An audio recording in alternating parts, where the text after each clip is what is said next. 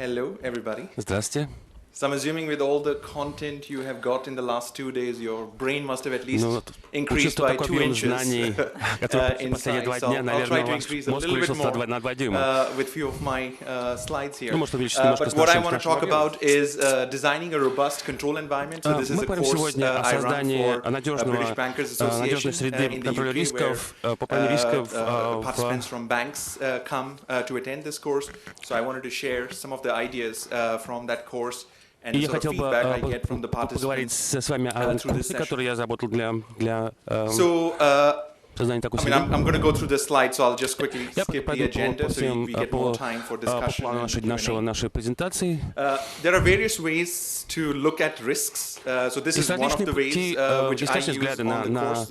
Of course, this is not necessarily the only way, where you look at the risk chain, but you start on the right-hand side, where you always start with your business objectives, and then you say which events could happen, which could lead to consequences, which affect the objectives, and then you try and then work out what could be the causes and the risk sources of those events, and then of course you look at both the positive consequences as well as the negative consequences. So typically, at least with the banking audience I talk about, they are very much focused on the negative consequences. So it comes as a surprise when they look at this, and I also talk about the positive consequences, but then that is aligned with the ISO 31000 definition of risk. So this should be sort of pretty basic for you. You might have seen this already. The only thing I wanted to share from the feedback I get from the banking sector is that they heavily focus on just the event and the consequences part. And even in the consequences, they only focus on the negative consequences. So there is very little analysis or input which is captured on the causes and the risk sources, which then is a surprise, because if you don't understand the causes, how can you come up with preventative controls if you've not done a good analysis on that side? And then, of course, the connection with the objectives is missing 99% of the time, at least in the financial services sector within UK. So the focus is very much on looking at just the events and the negative impacts, while ideally we should be looking at the entire risk chain if you really want to understand the risk. So using that risk chain, I wanted to then present some materials. So in terms of when you're thinking of designing new controls for your risk, then of course your preventative controls sit on the left-hand side of that chain. So any controls which can influence those risk sources, can influence the causes, and then try to prevent the events. So those are the controls which are typically classified as preventative controls. But again, if you don't do the analysis of those causes and risk sources, then it may become very difficult to say, okay, how do we think about preventative controls? The second set typically used is the detective controls. So that's where if you're not able to prevent the event, then we need some controls which can give us warning that a event has started, so that we can do something about stopping that event and becoming it into a big event. And then the last category is the corrective controls. So that's where you try to then see if we can minimize the consequences of the risk. So we may not be able to stop the risk, and if we're not able to stop the risk, then what would be the controls we could have in place? And again, this is also important because you may not be able to prevent all the risks. So if we look at a risk of earthquake or hurricane or any natural disaster, a single organization may not be able to do anything to prevent that event. So for those type of risks, most of your controls will sit into this category, you will be trying to make sure you can minimize the impact if they are negative impacts on your objectives. So that's sort of simple material, preventative, detective, corrective. So most people should be familiar with that. The Swiss cheese model is also commonly used, but again, in my course, I see a lot of people get surprised when I talk about this, but it's been there in the risk management discipline for a very long time. So the idea is that every control is not perfect. There will be some weaknesses in every control, and if that weakness is big enough, then you may want to have another контроля. И получается, что мы имеем даже следующий уровень контроля, и система постепенно, если что-то не получается, соответственно, следующий уровень контроля предотвращает то, что случилось на предыдущем уровне. И, наверное, может быть, следующий уровень и так далее.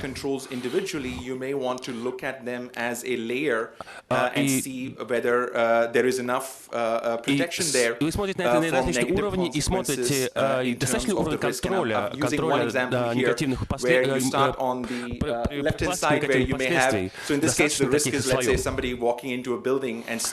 Например, кто-то хочет войти в здание и украсть конфиденциальную документацию из 7-го этажа. И это тот самый риск, который мы хотим уменьшить в этом случае. У нас есть какой-то служба безопасности на входе, чтобы никакой незнакомый человек не вошел. Но это человеческий контроль, и это просто лица. И, наверное, если, например, если грабитель знает охранника, то он может... Значит, на следующий уровень есть. Соответственно, у нас есть уровень контроля. Это карточка безопасности. Мы можем поступить... But let's say, okay, that also it has weakness where if an employee goes in and the stranger may just go behind the employee, есть такой риск, что если сотрудник заходит уже с карточкой, за ним сразу может зайти грабитель, и, соответственно, это возможно. А мы хотим предотвратить эти украденные документы, что они очень важны для нас. Соответственно, мы ставим еще один. Мы сохраняем некую камеру, некую сокровищницу, для того, чтобы зайти в нее, это нужно иметь определенный пароль, для того, чтобы войти в это хранилище. И, соответственно, нужно, это нельзя открыть это хранилище одним человеком, нужно два человека, чтобы открыть. Соответственно, мы добавляем еще один уровень защиты, уровень контроля. И конечно, уровень контроля зависит от того, какой риск вы хотите предотвратить. Но важно еще не только количество этих слоев, но также и порядок, в котором вы помещаете эти уровни контроля. And this is what we're trying to avoid, that you don't want to have, for example, all human controls, because then it will have the same sort of weaknesses. Если у нас каждый уровень контроля будет иметь такие же слабости, соответственно, получается, если у вас аналогичные слабости в каждом уровне контроля, соответственно, риск может реализоваться. Потому что события негативно проходят через эти уровни контроля. Мы должны смотреть на них над каждый уровень индивидуально, но нужно, по большому счету, смотреть на уровне в комплексе. Then something which also comes as a surprise on the course is this concept where a control doesn't necessarily remain effective forever. So control may be a process or a technology. So there will be controls which may deteriorate over time. So if you take an example, a bank may have a fraud detection system to detect credit card fraud transactions. So typically in that system you will have business rules you define, and then those business rules are applied to the transactions, and then based on that you detect whether it's a fraudulent transaction or a normal transaction. So if I start with those business rules, let's say in January, those rules may be perfect, but by the time June comes, those rules may be already outdated, because the fraudsters may have come up with new techniques of committing fraud. And if we don't update the business rules, then our control effectiveness has deteriorated over time. So you want to see whether the controls you are working with are those the controls which may deteriorate over time if you don't do a reinforcement. So you may have to then reinforce those controls on a regular basis. И нам нужно думать о том, как усилить их или изменить. И поэтому нужно поддерживать уровень эффективности контроля на высоком уровне. Итак, So some controls you may be some controls may be okay that they may not require this reinforcement. So only for certain controls, you may need to think about this concept on whether we need the reinforcement.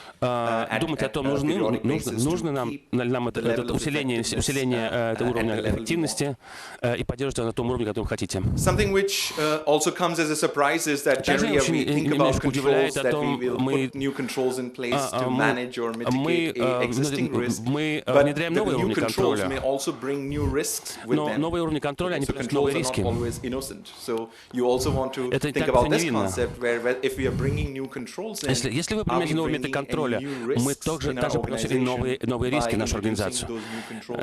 So in this case, if I have a risk I'm trying to manage where we want to prevent theft of assets by external parties, so I may think of putting a new control in place where I may want to install CCTV cameras into my office, but then by bringing that control, we will be introducing a new risk where now we are recording the activities of all the employees in our office, and there is a risk that somebody may then misuse that recording of our employee activities, which that risk will not exist if we decide not to bring that control in our organization. Similarly, the second example where if we decide to have somebody with a machine gun standing outside the building, if that's the control you want to put in place, then again we're bringing the risk that if that machine gun is accidentally used and somebody gets injured, so there is a new risk which will come as part of that risk. So always look at when you are thinking about new controls, also think of whether there are any new risks which can come as part of that control.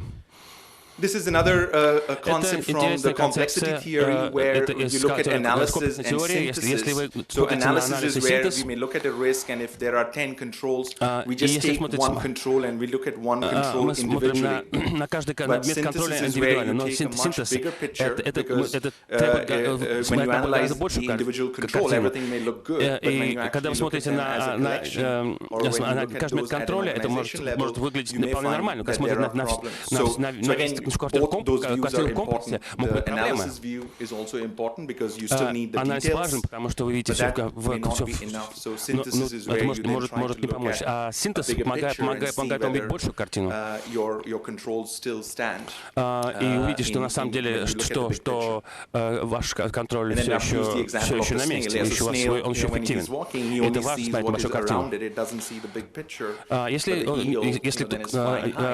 улитка смотрит все хорошо, видит это вблизи, но орел видит большую картину, он может не видеть деталей. А это как раз то, что видит улитка. То есть нам нужно обычно понимать и то, и анализ, и синтез. So I'm working with a bank which has 18,000 controls, and they will look at each control individually, but then not look at those together from the synthesis. And then the last slide is where I wanted to introduce some concept of super controls. So this is then at the organization level. So of course you want to have controls for individual risks, but again, things may still go wrong where the event which may happen may be so big that the individual controls may not be sufficient. So we may also want to think of controls from an organization perspective. And I've just called them as super controls because these are the controls for those big crisis type events. Where the first one is the ability to adapt.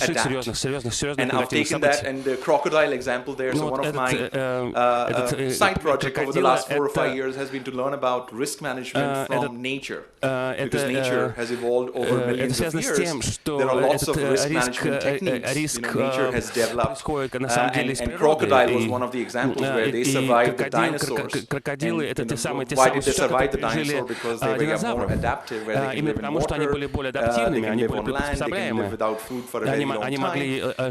So there are a lot of attributes where именно они развили такие качества в себе, которые позволили им адаптироваться к возможным кризисам и выжить.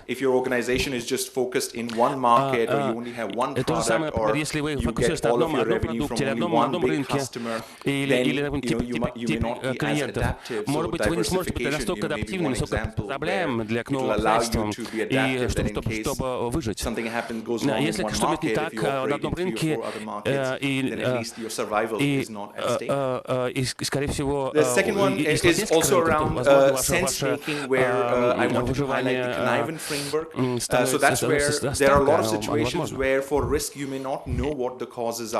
есть такие риски, которые вы не знаете, причин которых вы не знаете.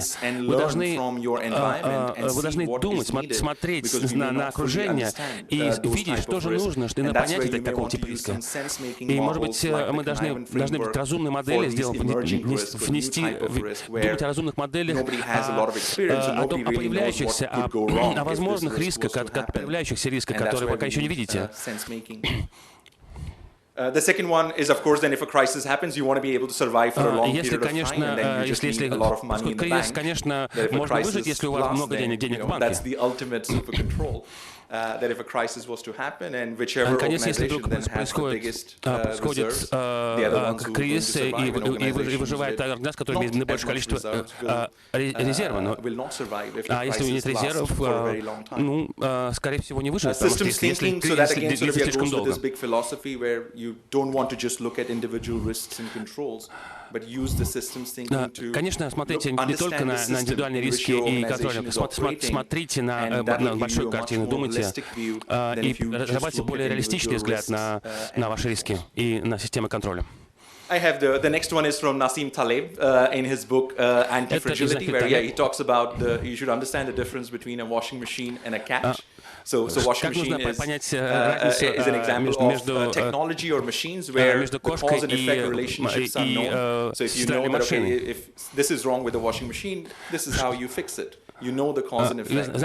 But cats are examples of living organisms where human beings may not react the same way. Это живое существо, и оно может не ответить так. If you give me a chocolate now, I may take it, but I may not take the chocolate tomorrow, where if I've just eaten a big lunch or a big dinner. So human beings don't necessarily react in the same way.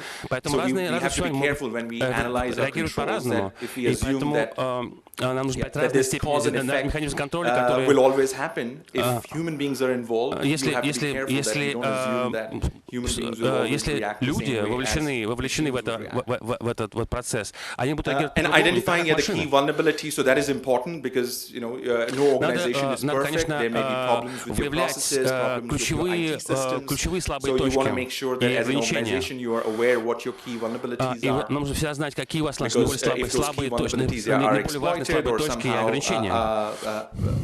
you end up in a situation where those vulnerabilities become a big problem, then the survival could be at stake.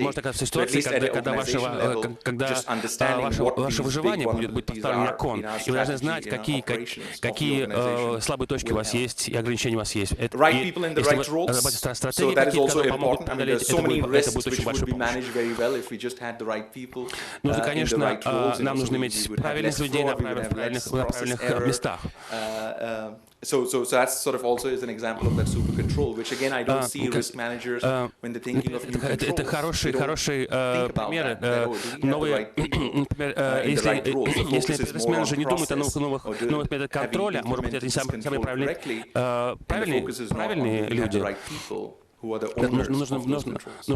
Нужно посмотреть на правильных людей, которые являются recognize and deal with human factors. So we talked about that a lot of risk managers think everything is rational. That if I have these controls in place, многие риск-менеджеры думают, что все рационально, и что если я имею все эти методы контроля у меня используются, все нормально. Но вовлечены люди, которые могут всегда не всегда мыслить рационально.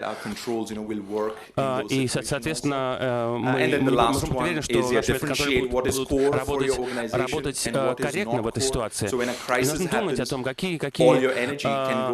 что для нас важно, что не важно, что наиболее существенно для нашей организации. Если вы не знаете, что важно, что не важно для организации, для будущего, вы не будете знать, что защищать в этой ситуации.